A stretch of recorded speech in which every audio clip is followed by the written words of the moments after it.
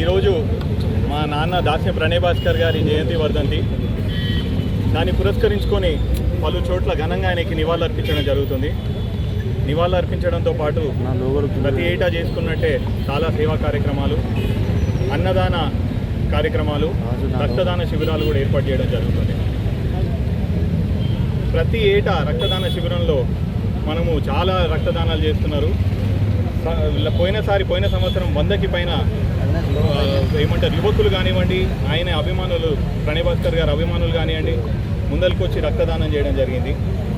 అట్లాగే ప్రతి ఏటా దాస్యం ప్రణయ్ భాస్కర్ ఫౌండేషన్ ద్వారా మేము చాలా సేవా కార్యక్రమాలు కూడా చేయడం జరుగుతుంది. జాబ్ మేళానైనప్పటికీ ఉచిత విద్యా వైద్య పిల్లలకి అందించడము, లేకపోతే వృద్ధులకి అందించడం కూడా మేము చేయడం జరుగుతుంది. పోయిన సంవత్సరము వడ్డేపల్లి గ్రామంలో సుమారు 50కి పైగా కంటి ఆపరేషన్లు, క్యాటరాక్ట్ సర్జరీలు నిర్వహించడం జరిగింది. ఎల్లుండి వడ్డేపల్లి గవర్నమెంట్ స్కూల్లో కూడా ఉచిత ఐ క్యాంపు పెట్టి పిల్లలకి ఎటువంటి కంటి సమస్యలు ఉన్నా కానీ వాళ్ళకి అద్దాలు కూడా మేము ఇవ్వడం జరుగుతుంది. దీంతో వడ్డేపల్లిని కంటి వ్యాధి రహిత ఊరుగా గ్రామంగా మేము మా ప్రణయ్ భాస్కర్ ఫౌండేషన్ ద్వారా తీర్చిదిద్దామనుకుని సంకల్పించుకుంటున్నాం.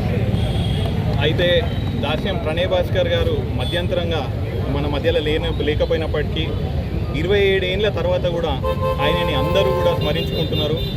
ఆయనే మలిదశ తెలంగాణ ఉద్యమానికి స్ఫూర్తిదాయకులు. ఆయన రాజీనామా ఆ రోజు ఉమ్మడి ఆంధ్రప్రదేశ్ అసెంబ్లీలో ఆయన రాజీనామా స్ఫూర్తిదాయకం అని చెప్పి చాలామంది గొప్ప గొప్ప నాయకులు కూడా ఆయనని కొనియాడతారు. ఈ రోజుకి కూడా ఆయన సేవా మార్గంలో ఒక కొడుకులాగా, ఆయనే రాజకీయ వారసుడుగా, ఆయనే సంక్షేమ అభివృద్ధి పథకాలని ముందరికి తీసుకుపోవాలి. ఒక కార్పొరేటర్ లాగా, ఒక రాజకీయ నాయకుడిలాగా నేను పనిచేసి ఆయన ఆశయ సాధనకై కష్టపడి పనిచేస్తానని, అహర్నిశలు శ్రమిస్తానని చెప్పి మీడియా ముఖంగా మీ అందరికీ మనవి చేసుకున్నాం. Thank you very much.